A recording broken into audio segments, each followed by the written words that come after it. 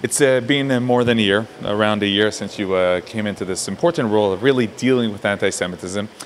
First of all, what did you learn really about this phenomenon that it seems that has been with us for centuries, anti-Semitism today? What are the first things that you think about, okay, this is what I've learned throughout this year?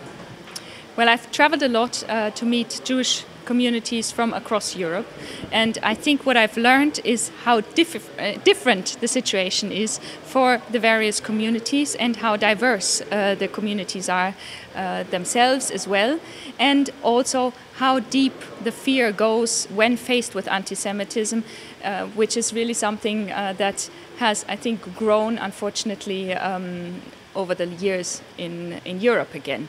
And the fact that we are at that point where we have to acknowledge that is very bad, but as you know, acknowledgement is also the first way to act. So we are tackling this, we are taking very seriously. There's a lot of political will to ensure that Jews can live again a life in security and without fear in Europe. So many different reports and statistics regarding more incidents, less incidents.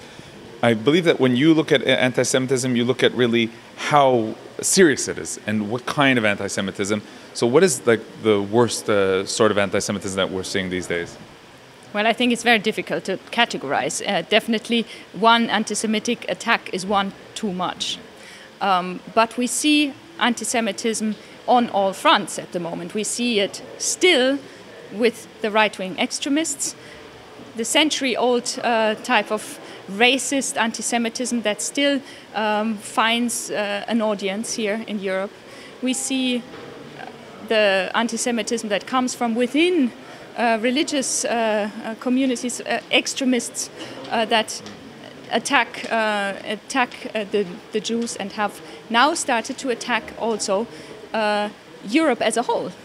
And I think that's very important to see. It's an attack on our common values. Now, how about the political arena? Can you and do you relate to the right-wing radical, the extreme right that is really increasing its power? Yes, I mean, we see with great worry the populism that is coming up, and also the conflation of, being against the other as such. And that will in the end lead to very difficult situations in society. So really our aim must be to defend our values and to try to create a society where we can all live together based on certain common values. And that is something that is very difficult to defend at the moment in Europe, and we do address it. Now, we heard an interesting issue that sometimes anti-Semitic parties that have, or racist parties, they present themselves as pro-Israel. Do you deal with that as well? Yes, we've seen it. We've seen just recently in Germany leader of a populist party saying that the Holocaust memorial in the middle of Berlin is a shame for Europe. And at the other hand, you see that to these demonstrations, people sometimes come with Israel flags. So it's absurd, and I think we need to see how they are unmasking themselves. How do you see Israel's role in this story? It's the state of the Jewish people, but on the other hand, these Jews that are being targeted aren't Israeli residents, Israeli citizens. How do you see this? I think it's very important to ensure that we tackle anti-Semitism here.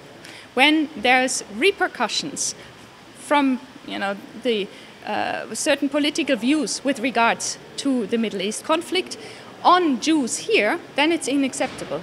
They are European citizens. We have a strict non-discrimination policy. So if people, for example, in universities feel threatened by certain activities and they feel that afterwards they don't really dare to wear Jewish symbols, that's unacceptable, and that is something we are also addressing. You meet many Jewish organizations, and it seems that they appreciate what you're doing out there, right? There's a good connection with the different organizations. Well, I really like meeting them, and I think what we've had over the past year is a really open discussion. One of my tasks has been to listen, and I think it's very important, to be a gate also for them to the European institutions, and to ensure that whenever there is something, we can have an open discussion. We don't necessarily always agree, but we can discuss it, and I think that's very important.